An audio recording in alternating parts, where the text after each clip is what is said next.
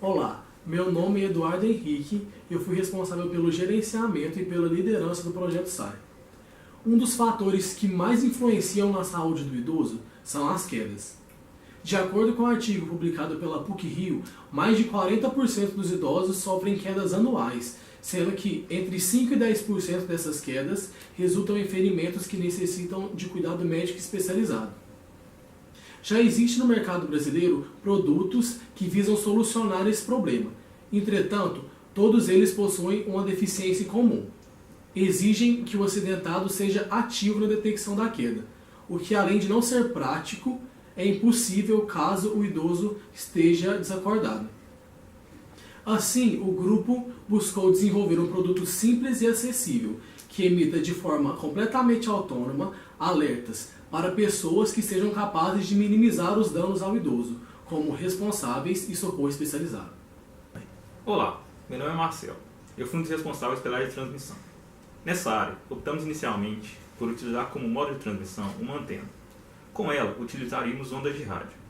Entretanto, pela maior facilidade de implementação e também pelo alcance suficiente para o nosso projeto, decidimos utilizar o módulo Bluetooth H605. Com ele, obtemos, a partir de um aplicativo denominado Bluetooth S-Paper Pro, um modo de transmitir para um celular o alerta de queda do idoso. Olá, meu nome é Antônio e eu fiquei responsável pela parte de alimentação do Arduino e de seus subsistemas. Inicialmente, a gente queria fazer que a alimentação viesse de uma bateria recarregável, por isso ser mais sustentável para o nosso projeto enquanto a gente fazia os testes. Porém, a gente percebeu que se usássemos uma bateria padrão de 9 volts, isso diminuiria o peso e o tamanho do nosso protótipo, o que ajudaria nos testes e deixaria o nosso experimento mais robusto. Olá, meu nome é Otávio e eu fui responsável pelo desenvolvimento da carcaça do projeto. Essa carcaça foi desenvolvida no software CATIA e ela foi impressa no Centro de Competência e Manufatura, o CCM, aqui do ITA. E houve requisitos para desenvolver esse dispositivo. No caso, a segurança do usuário e um certo conforto. Por causa disso, todas as quinas que haviam nesse projeto foram chanfradas, né, para poder,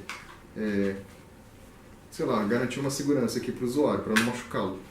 E também, como havia apenas a oportunidade de realizar uma impressão, e de que forma ainda fosse um protótipo utilizável, no caso do nosso produto, a gente fez de uma forma que maximizasse em termos de espaço, para poder permitir troca de componentes, como de fato ocorreu. No caso, havia uma antena aqui que inicialmente era para ser de uma antena de rádio, que era um pouquinho maior, mas posteriormente verificou-se que seria melhor se nós trocássemos por uma antena de Bluetooth, que é o que aconteceu. E além disso, mostra a imagem. Aqui é a imagem um pouco maior do dispositivo. E na realização da impressão houve um probleminha com a tampa e nós adaptamos por utilizar uma fivela que se ajustasse melhor, que fechasse melhor. Aqui dá pra... Ela se ajusta aqui no peito do usuário, né? Vocês vão ver nos próximos vídeos como isso se ajusta e se encaixa bem melhor. Na verdade, tudo bem? Olá, meu nome é Guilherme e eu fui responsável pela obtenção de dados e algoritmo. Para o projeto, utilizou-se o controlador Arduino Nano, pois ele tem processamento suficiente e o seu tamanho reduzido favoreceria o protótipo. Além disso, utilizou-se o módulo MPU 650, que fornece a temperatura, assim como, em relação a 3 eixos perpendiculares, a aceleração e velocidade angular.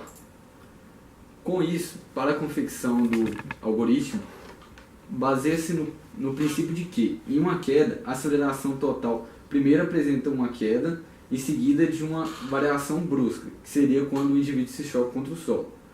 Com isso, o algoritmo baseado na máquina de estados funciona da seguinte forma. O primeiro estado é detectar que a aceleração caia abaixo de um certo valor pré-estabelecido. E seguido, o segundo estado é a aceleração subir acima de outro valor pré-estabelecido. Terceiro estado seria medir a inclinação do indivíduo em relação com um valor pré-estabelecido para saber se ele está deitado ou em pé. Quarto estado seria dar alguns segundos para o indivíduo se levantar.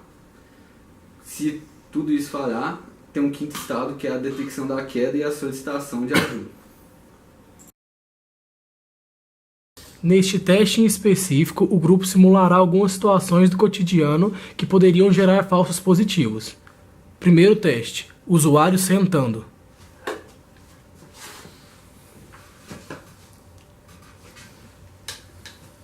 Segundo teste: usuário pegando um objeto ao solo.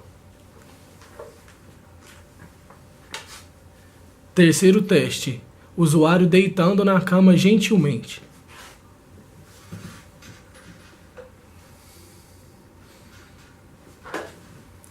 Quarto teste: usuário tropeçando sem cair. Nesse segundo teste, diferenciaremos duas situações. Primeiro, o usuário cai e consegue se levantar.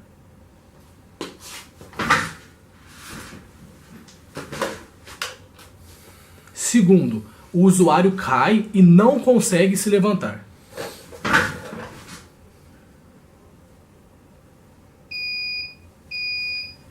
Conforme esperado, o dispositivo emite alerta somente no segundo caso. Nesse experimento, demonstraremos a transmissão do alerta para um smartphone Android.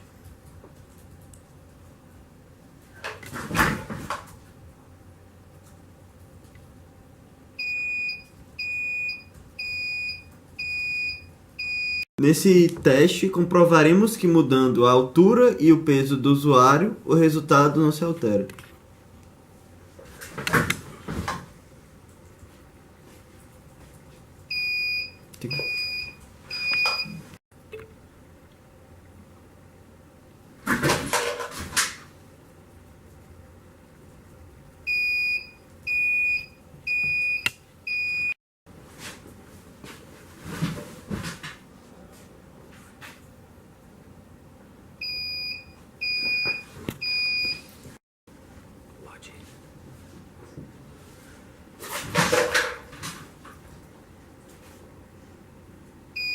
Deu certo. Perfeito. Teste de queda frontal.